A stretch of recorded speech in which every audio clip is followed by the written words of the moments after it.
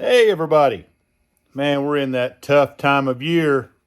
Seems like the fishing always gets a little tough this time of year. I'm going to share a tip with you that I think will help you catch a lot more fish this time of year and really a lot of the time of year.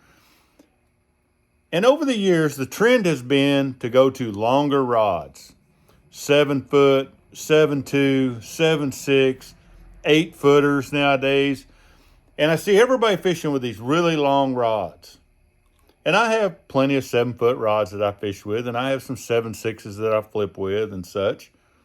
But when it comes to just fishing, I love a 6.8 or a 6.6 rod, 6.10, not over that. And this is for techniques where I'm needing to put a bait in a precise spot, either fishing deep or shallow, whether I'm fishing a ledge or a brush pile or boat docks is a key one, where I need to put a bait in a very specific spot and I need to keep it there, but I need to move it a little bit without moving the bait very much.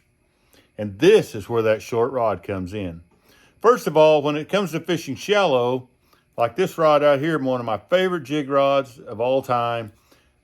It's just a 6.6 G Loomis, medium heavy with a fast tip. I can underhand cast this rod, like roll cast it right underneath me to skip underneath the dock, underneath cables, underneath low laying limbs, anything like that. The rod is short enough that I'm not beating the water as I make that underhand cast. It's also a very good rod for up close and I want to make a short pitch. I can really make good pitches with this rod, even though I'm a tall guy. They say you need a longer rod. I don't believe that. But the main thing is when I get a bait in a spot with this shorter rod, I cannot move it. And what you got to realize when you're dealing with longer rods, if you move this, you're holding this right here in your hand. If you move this an inch, you're moving it 4 or 5 inches down there. And the length of the rod, the longer the rod, the more you move it. So whatever you move it here, you need to multiply that times about 3 or 4 down on the end and the length. So if you're using a 7.5 foot rod and you're moving this a few inches here, you're probably moving your bait a foot down there or more.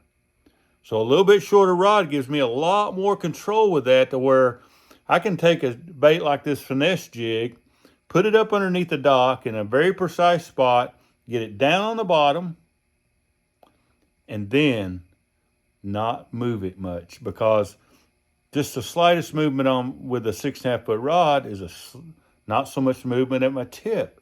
So I'm not pulling that bait away from where I feel like the strike zone is at. This is the same reason I use a short rod to jerk bait fish. I want to make short, precise twitches at the exact time I need to and keep my bait where it's at, but still move it a little bit. This is how you get those bites on these highly pressured fish that are not wanting to bite, is you put a bait in front of them and you just let it sit there, and every now and then you move it just a little bit without pulling it away from them. The 6.5 foot rod, I believe you could take a 6 footer and do great with that as well, because you don't move any line with these shorter rods. It really makes a difference in catching bass. Sure enough, during these tough times of year, when the bite is tough, whether it be post spawn, whether it be this September, October, and when the fall funk is going on, tons of pressure, or your lake's getting beat up, anytime, you'll catch more fish if you think about the length of your rod and how much you're moving it at the grip compared to how much it's moving at the tip, and how far you're probably moving that bait with that movement. You may think you're not moving it much here, but if you've got an 8 foot rod, you're moving it a lot. So take that, think about it a little bit. I promise you, longer ain't always better. Well, not sometimes it is. But when it comes to fishing, that'll help you. I'm I'm going to leave that right there, folks, and we'll catch you next time.